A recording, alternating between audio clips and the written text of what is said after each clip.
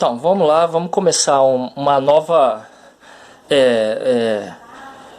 etapa de balanceamento de equação, e dessa vez tentando compreender dois tipos diferentes de combustão, certo? Então nós vamos ter a combustão completa e a combustão incompleta, né? O que a gente vai usar como compostos na nossa reação de combustão? Nós vamos usar o etanol como um combustível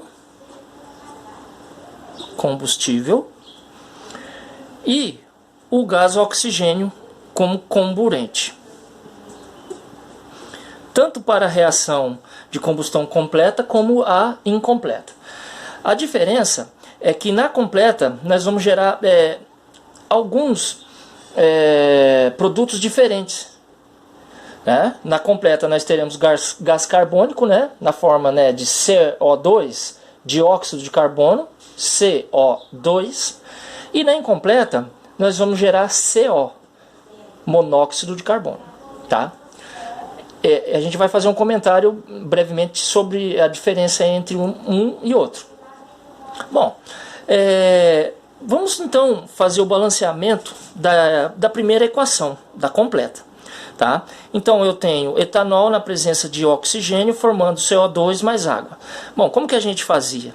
A gente ia lá, né, olhava a molécula do combustível, pegava o índice aqui embaixo e copiava ele, mas como um coeficiente da substância onde o carbono vai aparecer lá nos produtos, que no caso aqui é o CO2.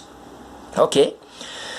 E agora eu venho aqui, atribuo o coeficiente 1 para o etanol e conto quantos hidrogênios eu tenho no total nessa molécula, considerando esse coeficiente. Então eu tenho 5 hidrogênio mais 1 hidrogênio. Isso vai dar no total 6 hidrogênio. Eu tenho que encontrar aqui nos produtos um valor para o coeficiente aqui que dê 6 também, né? De modo que esse número multiplicado por 2 dê 6. E esse valor é 3. Então, nesse momento, né, ó, eu tenho aqui 6 hidrogênios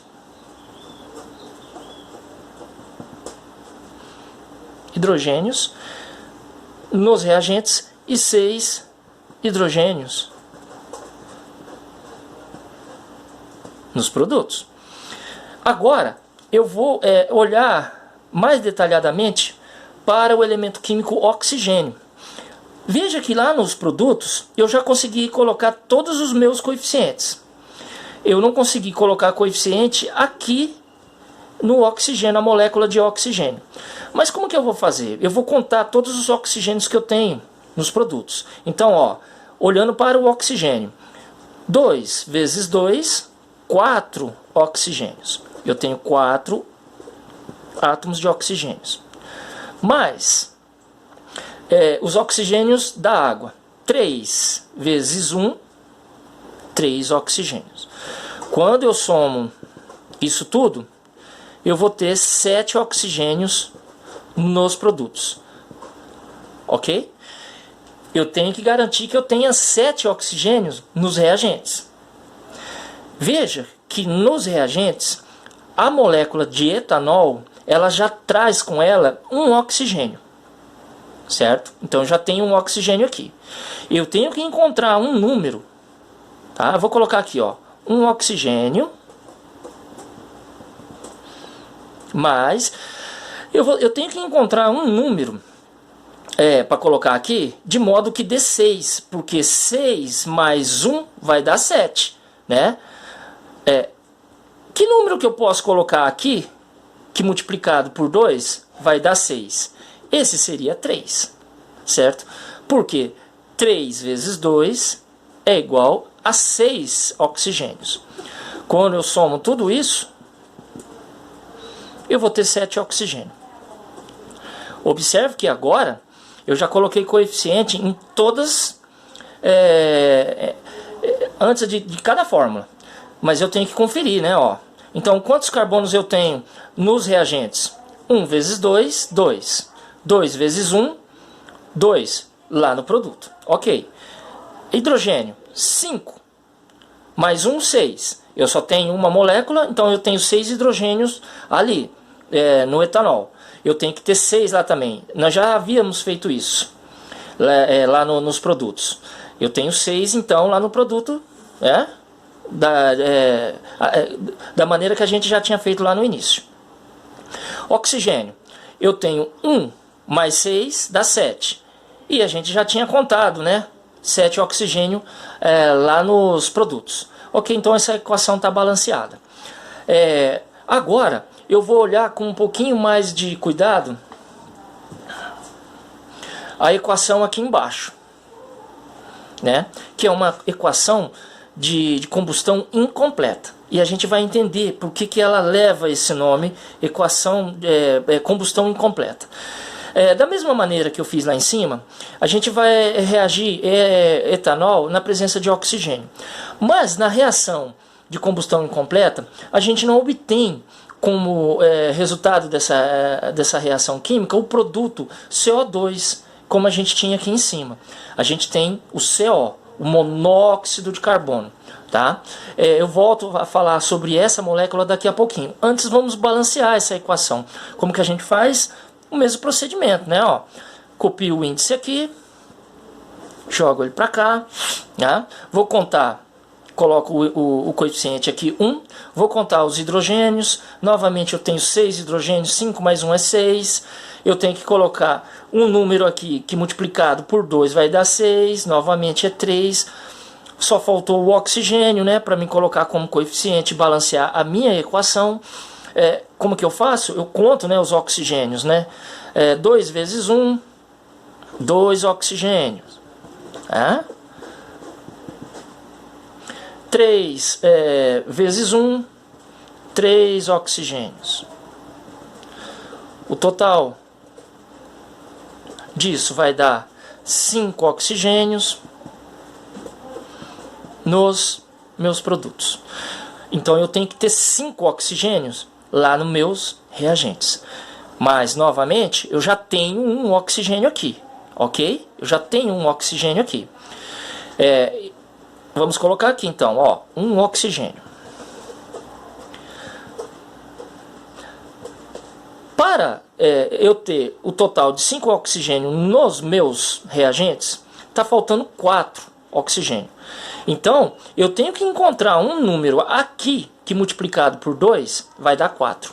Esse número é o 2, ok? Porque 2 vezes 2 é 4. 4 oxigênios.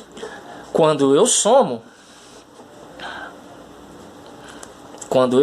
eu obtenho 5 oxigênios. Ok. A nossa equação ela já está com todos os coeficientes, né, ajustados. Basta dar uma conferida. Então, ó, quantos carbonos eu tenho nos reagentes? 1 vezes 2, 2, né? 2 vezes 1, 2. Ok, para o carbono. Para o hidrogênio, eu tenho uma molécula só e de etanol, né? Uma molécula só de etanol e cada molécula tem 6 átomos de hidrogênio. Então, eu tenho 6 átomos de hidrogênio nos reagentes, eu tenho que ter 6 átomos no produto. 3 vezes 2, 6. Ok. Oxigênio. Eu tenho um oxigênio aqui e 4 oxigênio aqui. Total dá 5.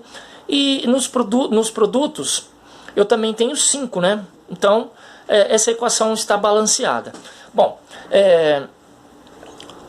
qual a diferença? Quais são as diferenças entre a equação completa e a incompleta? Bom, eu já havia dito que na completa a gente tem como produto CO2, ok? O dióxido de carbono.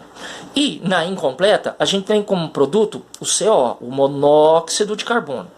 Observe que não tem o índice 2 aqui, como aqui em cima, o que faz com que essas substâncias não sejam as mesmas. E a gente vê isso pelas suas propriedades químicas.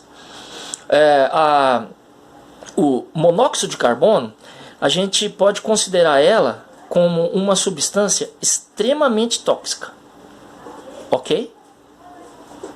O monóxido de carbono. Basta uma pequena concentração dela em algum local onde a gente está ali respirando, essa substância, e isso pode causar assim, um problema tão sério que pode levar a gente à morte, certo? Qual que é a outra diferença entre que a gente está conseguindo observar entre a combustão completa e a incompleta? Observe, aqui nos produtos de ambas as equações, a gente observa que a completa ela tem um coeficiente 3 para a molécula de oxigênio e um coeficiente 2 para a molécula de oxigênio na incompleta, né? O que isso me faz pensar? Que para uma reação completa de combustão, né, de uma combustão completa, ela vai acontecer na hora que eu tiver na presença de uma grande quantidade de oxigênio. Se eu tiver uma pequena quantidade de oxigênio, a reação vai ocorrer, mas não de maneira completa. Tá? Ela vai usar uma menor quantidade de oxigênio, mas vai gerar uma substância que ela de certa forma a gente pode garantir que ela é problemática para a nossa saúde, certo? E a gente vê isso pelos coeficientes estequiométricos no comburente, certo? E isso deve ser interessante na hora da gente pensar por que os carros a combustão que usam o etanol, eles devem ser bem regulados, né? Para que não se gere monóxido de carbono. Uma outra coisa, quando esses automóveis estiverem funcionando, né, é interessante, é necessário que eles não estejam funcionando em uma garagem fechada. Porque se ele estiver desregulado, esse motor, e gerando grande quantidade de monóxido de carbono, isso pode levar alguém à morte. Esse gás ele não tem cheiro, ele não apresenta a característica de ter odor, né? O que torna ele mais perigoso ainda. Certo, pessoal? Então, essas eram as características das duas reações de combustão, a completa e a incompleta. Observem sempre o coeficiente estequiométrico no oxigênio entre a completa e a incompleta. Tá? A incompleta vai se processar sempre em uma menor quantidade. Beleza, pessoal? Então, até a próxima.